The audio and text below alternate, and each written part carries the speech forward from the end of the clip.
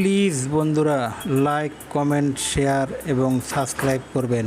ভিডিওগুলো কেমন হয় বলবেন। একটি ঘন জঙ্গলের মাঝখানে একটি জলাশয়, সেখানে একটি বড় মাছ ঘোরাফেরা করছে। সেটা মুন্ডুছের ডাইনির নজরে পড়ে যায়। সেই ডাইনি মাছ খেতে খুব ভালোবাসে। সেটা দেখেই সে এক লাফে সে জলে পড়ল এবং তার হাতের অস্ত্রটা দিয়ে মাছটাকে আঘাত করার চেষ্টা করছে। সেখানে অনেক ছোট ছোট মাছ এবং হাঁস আছে। ওই মাছ বলল, তোমরা এখন লুকিয়ে পড়ো, আমি সেই ডাইনিকে দেখছি কি করতে পারি। সে যখন পেরে উঠছে না, তারপর সে বজরংবলীকে তপস্যা করলো।